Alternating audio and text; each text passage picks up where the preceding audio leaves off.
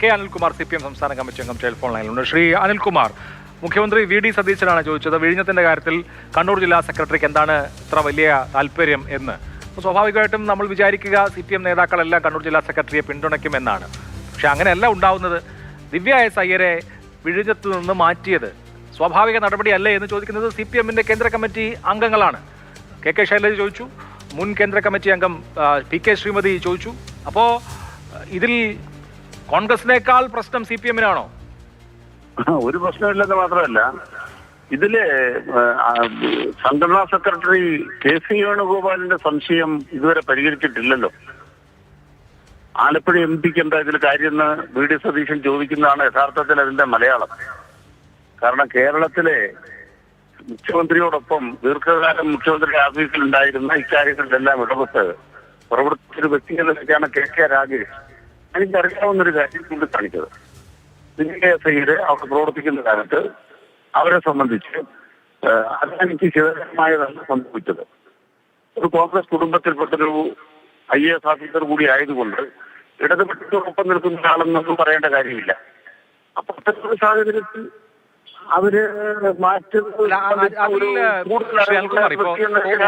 ഓരോ സർക്കാരും കീ പോസ്റ്റുകളിൽ അവർക്ക് ഓരോ ആവശ്യത്തിനും വേണ്ട ആളുകളെയാണല്ലോ വെക്കുക. ഇടതുപക്ഷ സർക്കാരാണെങ്കിലും അങ്ങനെയാണ്, UDF സർക്കാരാണെങ്കിലും അങ്ങനെയാണ്. ഇവിടുത്തെ പ്രശ്നം എന്താണ്? ദിവ്യ എസ് അയ്യരെ മാറ്റിയതിന് ശേഷമാണോ MSCയുടെ ഓഹരി വിപണനവുമായി ബന്ധപ്പെട്ട കാര്യങ്ങൾ നടന്നത് എന്നുള്ളതാണല്ലോ. അങ്ങനെയല്ല. കാരണം MSC അദാനിയുമായിട്ടുള്ള ഓഹരി ഇടപാട് നടത്തുന്നതിനെ കുറിച്ച് ജൂൺ മാസം ആദ്യം തന്നെ ദേശാഭിമാനിയിലടക്കം വാർത്ത വന്നു. ഞങ്ങൾ ഇടതുപക്ഷ സർക്കാരിന്റെ കാലത്ത് വിഴിഞ്ഞം കോൺക്ലേവ് നടത്തിയപ്പോൾ അവിടെ MSC വന്ന കാര്യമൊക്കെ രോമാഞ്ചജനകമായ വിധത്തിൽ ദേശാഭിമാനി എഴുതുകയും ചെയ്തു. ഇതൊക്കെ കഴിഞ്ഞ് 11-ാം തീയതിയാണ് വിഴിഞ്ഞത്തിന്റെ CMDയെ മാറ്റുന്നത്. അപ്പോൾ ദിവ്യ എസ് അയ്യർ ആ പോസ്റ്റിൽ ഇരുന്ന സമയത്ത് തന്നെയാണ് ഈ ഓഹരി വിൽപ്പനയുമായി ബന്ധപ്പെട്ട കാര്യങ്ങൾ മുന്നോട്ട് പോകുന്നത്. ഇത് ഒരാളെ മാറ്റി എന്നിട്ട് ഉടനെ അദാനി അവരുടെ ഓഹരി MSCക്ക് വിറ്റു, ഇങ്ങനെയൊക്കെയുള്ള കഥ ഉണ്ടാക്കുമ്പോഴാണ് പ്രശ്നം.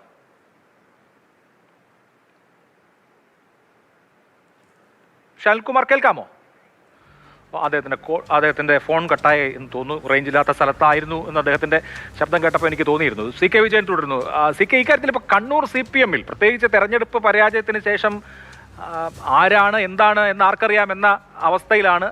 ലോയൽറ്റികൾ അങ്ങോട്ടും ഇങ്ങോട്ടും ഒക്കെ മാറുന്നുണ്ട്. KK രാഗേഷിന് നേരെ അതിനിശ്ചിതമായ വിമർശനം പാർട്ടി അണികളിൽ നിന്നും അനുഭാവികളിൽ നിന്നും അംഗങ്ങളിൽ നിന്ന് പോലും ഉണ്ടായിരുന്നു. നേതൃമാറ്റം ഇല്ലാത്തതിൽ വലിയ തോതിലുള്ള അസ്വസ്ഥത പാർട്ടിയുടെ റാങ്ക് ആൻഡ് ഫയലിൽ ഉണ്ട് എന്നുള്ളത് വ്യക്തമാവുന്ന വിധത്തിലാണ് കാര്യങ്ങൾ. അതിനിടയ്ക്കാണ് ഇങ്ങനൊരു വിവാദം വരുന്നത്. അതിൽ KK രാഗേഷിനെ പിന്തുണയ്ക്കാതിരിക്കുകയും ചെയ്യുന്നത്. ഇത് കണ്ണൂർ CPMലെ ഉൾപ്പോരിന്റെ പ്രതിഫലനം കൂടി ഇക്കാര്യത്തിൽ കാണണോ? തീർച്ചയായും അങ്ങനെ ഒരു രൂപപ്പെടൽ ഉണ്ടാകുന്നുണ്ട് എന്ന് വേണം കരുതാൻ. കാരണം ഈ വിഴിഞ്ഞം ഓഹരി കൈമാറ്റവുമായി ബന്ധപ്പെട്ട് അഴിമതി നടന്നിട്ടുണ്ട് എന്ന് ആദ്യമായിട്ട് പറയുന്നത് KK രാഗേഷാണ്. KK രാഗേഷ് അഴിമതി നടന്നിട്ടുണ്ട് എന്ന രീതിയിൽ ഫേസ്ബുക്ക് പോസ്റ്റ് ഇട്ടു. ഇതിനെക്കുറിച്ച് വാർത്താ സമ്മേളനത്തിൽ മുൻ മുഖ്യമന്ത്രി പിണറായി വിജയനോട് സംസാരിച്ചപ്പോൾ അദ്ദേഹം അതിൽ നിന്ന് ആ വാക്കിൽ നിന്ന്, അതായത് അഴിമതി നടന്നു എന്ന കാര്യം രാഗേഷ് പറഞ്ഞ കാര്യത്തെ ഒട്ടും പിന്തുണച്ചില്ല, ഒഴിഞ്ഞു മാറുകയാണ് ചെയ്തത്. മറ്റു ഉത്തരങ്ങൾ പറഞ്ഞതിൽ നിന്ന് മാറുകയാണ് ചെയ്തത്. ഇപ്പോൾ വീണ്ടും രാഗേഷ് അഴിമതി നടന്നു എന്ന വിഷയത്തിൽ തന്നെയാണ് വരുന്നത്. ഈ വിഷയത്തിലും നേരത്തെ നമ്മൾ പറഞ്ഞ ദിവ്യ എസ് അയ്യരുടെ വിഷയത്തിൽ എന്ന പോലെ തന്നെ മറ്റ് ആരും തന്നെ അത് ഏറ്റെടുത്തിട്ടില്ല. EP ജയരാജൻ പറഞ്ഞത് അങ്ങനെ അഴിമതി നടന്നു എന്ന് എനിക്ക് തോന്നുന്നില്ല. അഴിമതി നടന്നു എന്ന് ബോധ്യമുള്ളവർ അത് അന്വേഷണ ഏജൻസിയെ സമീപിക്കുകയാണ് വേണ്ടത്, പരാതിപ്പെടുകയാണ് വേണ്ടത് എന്ന രീതിയിലേക്ക് തികച്ചും നിഷേധിച്ചുകൊണ്ടുള്ള ഒരു മറുപടിയായിരുന്നു വന്നത്. അതുകൊണ്ട് ഈ തെരഞ്ഞെടുപ്പിന് ശേഷം തെരഞ്ഞെടുപ്പ് ഫലത്തിന് ശേഷം KK രാഗേഷിനെതിരെ ഒളിഞ്ഞും തെളിഞ്ഞും വലിയ രീതിയിലുള്ള എതിർപ്പുകൾ വരുന്നുണ്ട്. അദ്ദേഹത്തിന്റെ ഫേസ്ബുക്ക് പോസ്റ്റുകളിലൊക്കെ പതിവിൽ ഇല്ലാത്ത വിധം വിമർശനങ്ങളും കുറ്റപ്പെടുത്തലുകളും അതിശക്തമായ അതിനിശ്ചിതമായ രീതിയിൽ വരുന്നുണ്ട്. അദ്ദേഹത്തിന്റെ പൊതു സ്വീകാര്യത പാർട്ടിക്കകത്തുള്ള സ്വീകാര്യത കുറഞ്ഞു വരുന്നതിന്റെ സൂചനകളുണ്ട്. അദ്ദേഹത്തിന്റെ പൊതുപരിപാടികളുടെ എണ്ണം കുറഞ്ഞു വരുന്നതുണ്ട്. ഈ രീതിയിൽ KK രാഗേഷ് ഒരു ടാർഗറ്റ് ആകുന്നുണ്ടോ എന്ന കാര്യത്തിൽ ഒരു സംശയം നിലനിൽക്കുന്നുണ്ട്. ശരി, ഷാൽകുമാർ തുടരുന്നു. ഷാൽകുമാർ, നമ്മൾ നേരത്തെ സംസാരിച്ചപ്പോൾ ഫോൺ കട്ടായി പോയി. ഇപ്പോൾ ശ്രീമതി ടീച്ചർ ഇന്ന് രാഗേഷിന്റെ പരാമർശത്തെക്കുറിച്ച് പറഞ്ഞത് രാഗേഷ് വ്യക്തമായി കാര്യങ്ങൾ പറയണം, ആവിലുമില്ല ദുനിയാവിലുമില്ല എന്ന മട്ടിൽ സംസാരിക്കരുത് എന്ന് പറയുമ്പോൾ കാര്യങ്ങൾ കൃത്യമാണല്ലോ. രാഗേഷ് പറഞ്ഞ കാര്യത്തെ മറ്റാരും പിന്തുണയ്ക്കുന്നില്ല എന്ന്, എന്തുകൊണ്ട് പിന്തുണയ്ക്കുന്നില്ല എന്നുള്ളതാണ്. ഇതിന് രണ്ട് ഭാഗങ്ങളാണ് ഉള്ളത്. ഒന്ന്, വിദ്യാസയ്യരെ മാറ്റിയത് സംശയത്തിനിട നൽകുന്നു. അതിൽ രാഗേഷ് അതുള്ള കാര്യങ്ങൾ രാഗേഷ് വ്യക്തമാക്കിയിട്ടുണ്ട്. നമ്മുടെ മുമ്പിലുള്ള പ്രശ്നം എന്താണ്? അദാനിക്ക് 25% വരെ ഓഹരി കൈമാറ്റം ഒന്നാം ഘട്ടം പൂർത്തിയായി 1 കൊല്ലത്തിനകം നടത്താൻ അവകാശമുണ്ട്.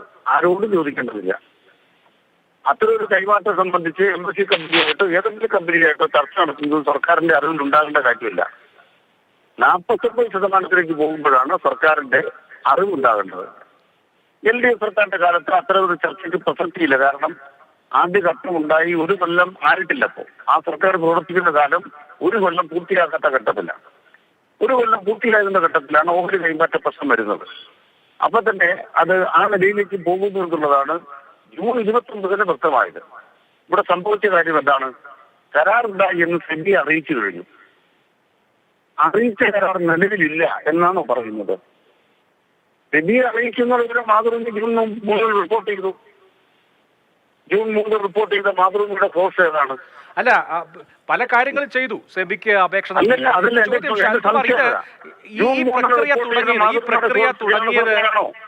ഈ പ്രക്രിയ തുടങ്ങിയത് ദിവ്യ എസ് അയ്യരെ CMD സ്ഥാനത്ത് നിന്ന് മാറ്റിയ ശേഷമാണോ? അല്ലല്ലോ. പോട്ടെ, പിണറായി വിജയൻ മുഖ്യമന്ത്രി സ്ഥാനത്ത് നിന്ന് മാറിയതിനു ശേഷമാണോ? ഞങ്ങളുടെ ആർഗ്യുമെന്റ് പോയിന്റ് അതല്ല. അല്ല, അങ്ങനെയാണ് വരുത്താൻ ശ്രമിച്ചത്. ഞങ്ങളുടെ പോയിന്റ് ഇതാണ്. ഒന്ന്, വിദ്യാർത്ഥികൾ അവിടെ പ്രവർത്തിക്കുന്ന കാലത്ത് അദാനി പോർട്സ് തെറ്റായ കാര്യങ്ങൾ ചെയ്തതിന് കർശന നടപടികൾ സ്വീകരിച്ചതിന് തെളിവുകളുണ്ട്. ആ അടിസ്ഥാനത്തിൽ അദാനിക്ക് സ്വീകാര്യത ഉള്ളവരല്ല അവർ. ഇതാണ് യാത്രക്ക് കേരളത്തിന്റെ താല്പര്യങ്ങൾ അവർ ഉയർത്തിപ്പിടിച്ചു. ഇപ്പൊ അവരെ മാറ്റിയപ്പോ ഒരു സംശയത്തിന് അവശേഷിക്കത്തില്ല. ബഹുമാനപ്പെട്ട മുഖ്യമന്ത്രി പറഞ്ഞാൽ മതി, ഒരു തരത്തിലും അദാനിക്ക് സഹായകരമായ ഒരു തീരുമാനം ഉണ്ടാവില്ല.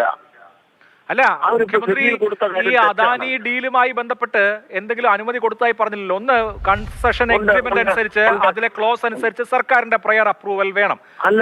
ചീഫ് സെക്രട്ടറി അധ്യക്ഷനായ ഒരു സമിതിയെ നിയോഗിച്ചിട്ടുണ്ട്. സർക്കാർ ഓഹരി കൈമാറ്റത്തിന് അനുകൂലമായ തീരുമാനം എടുത്തിട്ടില്ല, പ്രതികൂലമായ തീരുമാനം എടുത്തിട്ടില്ല. അത് വ്യക്തിയാണ്. പക്ഷെ പ്രശ്നം എന്താണെന്ന് വെച്ചാൽ ഇത് ഈ സർക്കാർ വന്നതിന് ശേഷം തുടങ്ങിയ ആലോചനയാണോ എന്നുള്ളതാണ്. അങ്ങനെ അല്ലെന്നല്ലേ ദേശാഭിമാനി വായിക്കുന്ന ആളുകൾക്കൊക്കെ മനസ്സിലാവുക. ദേശാഭിമാനി പറയുന്നത് വിഴിഞ്ഞത്ത് സംസ്ഥാന സർക്കാരിന്റെ, പിണറായി സർക്കാരിന്റെ കോൺക്ലേവിൽ തന്നെ MSCയുടെ പ്രതിനിധികൾ പങ്കെടുത്തിരുന്നു എന്നുള്ളതാണ്. അപ്പൊ MSCക്ക് ഇവിടെ നിക്ഷേപിക്കാനുള്ള താല്പര്യം കുറച്ചു കാലമായിട്ടുള്ളതാണ്. അതിന്റെ പ്രക്രിയ നടന്നു വരുമായിരുന്നു.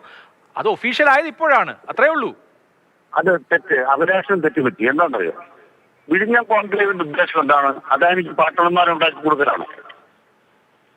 വിഴിഞ്ഞ കോൺക്ലേവിൽ ലക്ഷ്യമിട്ടത് അദാനിക്ക് പാർട്ട്ണർമാരെ ഉണ്ടാക്കി കൊടുക്കലാണെന്ന് നിങ്ങൾ കരുതിയോ?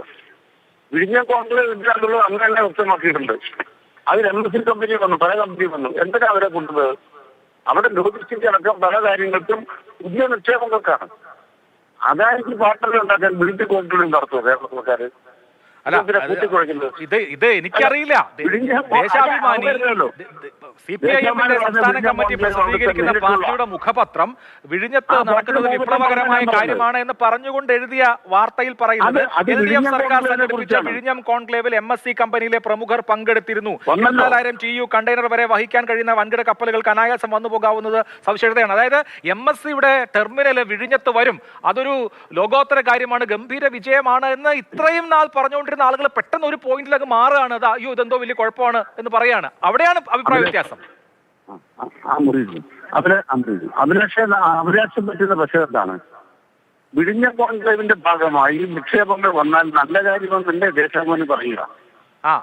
പക്ഷേ അത് അദാനിയുടെ കച്ചവടമാണെന്നുള്ള കാര്യം വസ്തുത പുറത്തു വരുന്നത് പിന്നെയല്ലേ.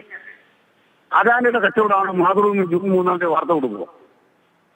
ഇത് തനി കച്ചവടമാണെന്നുള്ള കാര്യം പിന്നീടാണ് മനസ്സിലായപ്പോൾ അതിന്റെ നിലപാട് സ്വീകരിച്ചിട്ടുണ്ട്. വിഴിഞ്ഞ കോൺക്ലേവിന് തുടർച്ചയായിട്ട് അവിടെ നിക്ഷേപം വരുന്നുവെങ്കിൽ ഞങ്ങൾ സ്വീകരിക്കുക. അതിനാണ് MSC കമ്പനി വന്നത്. MSC കമ്പനി വിഴിഞ്ഞ കോൺക്ലേവ് പങ്കെടുത്ത് അദാനിയുടെ ഈ പാർട്ട്ണർഷിപ്പിന് വേണ്ടിയാണോ? അദാനിയുടെ പാർട്ട്ണർഷിപ്പിന് വേണ്ടി വിഴിഞ്ഞ കോൺക്ലേവ് പങ്കെടുക്കേണ്ട കാര്യം എന്താണ്? നമ്മൾ യുക്തിസഹമായി കാര്യങ്ങൾ ചിന്തിക്കുന്നതിന് പകരം ഒരു തരത്തിലും കൂട്ടിക്കുഴച്ച് അദാനി രക്ഷിക്കുന്നതിന് വേണ്ടിയുള്ള ഒരു രീതിയിലേക്ക് ഈ വിവാദങ്ങളെ എനിക്ക് മനസ്സിലാവാത്ത ഒരു കാര്യം, ശ്രീ കെ അനിൽകുമാർ, ഇപ്പോ അദാനിയുമായിട്ട് 2015 ഓഗസ്റ്റിലാണ് കരാർ ഒപ്പിട്ടത് ഉമ്മൻചാണ്ടി സർക്കാർ. അപ്പൊ അന്ന് കടൽ കൊള്ള എന്നുള്ളതായിരുന്നു നിലപാട്. 6-7 മാസം കഴിഞ്ഞപ്പോൾ അടുത്ത വർഷം മെയ് മാസത്തിൽ പിണറായി വിജയന്റെ സർക്കാർ അധികാരമേറ്റു. തുടർന്ന് വിഴിഞ്ഞം നല്ല പദ്ധതിയായി, പിന്നെ സർക്കാരിന്റെ ഏറ്റവും പ്രധാനപ്പെട്ട പദ്ധതിയായി, ഫ്ലാഗ്ഷിപ്പ് പദ്ധതിയായി, കേരളത്തിന്റെ വികസനത്തിലേക്കുള്ള താക്കോലായി. കഴിഞ്ഞ 10 വർഷം കേരളത്തിന്റെ ഭാവി വികസനത്തിനുള്ള താക്കോലായി വിഴിഞ്ഞം മാറി. സർക്കാർ മാറി, പുതിയ സർക്കാർ വന്നു. അതോടെ വീണ്ടും അദാനി കൊള്ളക്കാരായി. ഇതിപ്പോ ഇങ്ങനെ മുകളിലേക്ക് പോവാ, താഴേക്ക് വരിക, ഈ പാറ്റേണിലാണ് വരുന്നത്. നമുക്ക് കൺസിസ്റ്റൻസി വേണ്ടേ നിലപാടുകളിൽ? ഞാനത് കൃത്യമായി വിശദീകരിക്കാം. 2015 ഇത് കൊള്ളയാണ് എന്ന് ഞങ്ങൾ പറഞ്ഞിടത്ത് ഇപ്പോഴും ഞങ്ങൾ ഉറച്ചു നിൽക്കുകയാണ്. അതിന്റെ കാരണം എന്താണ്?